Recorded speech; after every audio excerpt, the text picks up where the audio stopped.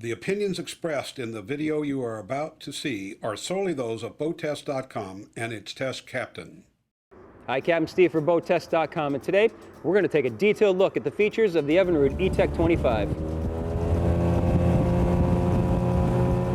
Starting our tour at the bottom, we have a skeg measuring 4 inches. Serves two purposes: one, to give you directional control, and two, to protect the propeller, which is 10.3 inches, 12-inch pitch.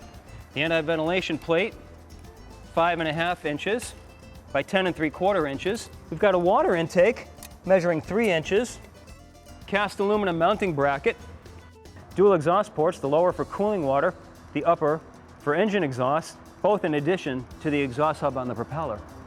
At the top of the skeg, you have your gear oil drain. Now, Evinrude uses a 4-step process to prevent corrosion on the metal components of their engines. First, they use a liphenite treatment, then EDP, an electrodeposition paint, then primer, and finally, a top coat. Now, something I found during the testing was that the E-TEC 25 was very quiet. Some of that is because of the insulation built inside the engine cowling, but most of it has to do with the engineering. As a backup to the electric start, you've also got your pull start.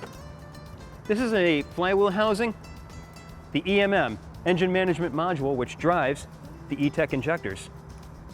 Here's an E-TEC injector right here. You can see the wires connected to it that drive the injector itself like a speaker and inject fuel into the cylinder. Right here is a vapor separator and high pressure fuel pump that delivers fuel to the E-TEC injectors.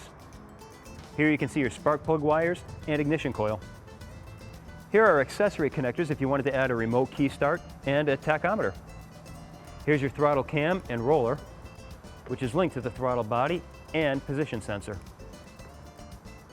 See how the tiller shift is linked to the shifting mechanism.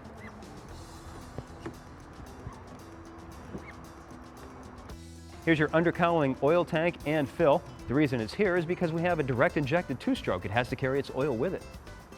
Here's your electric starter and starter solenoid, and I like this, spare fuse. At the front of the engine, the quick disconnect fuel line is connected to a dripless connector. This little plunger keeps fuel from dripping into the water. At the back of the engine, we have it placarded for ultra-low 3-star emissions, which meets California and other standards, European Union emission standards, your model and serial number placard, and additional certifications. And a trim tab that is adjustable by the end user. Notice we also have through tilt mounting in case you want to add mechanical steering to this engine. Underneath the flywheel is the alternator, which is 56 amps, 15 dedicated to recharging the battery to support the boat's electrical system.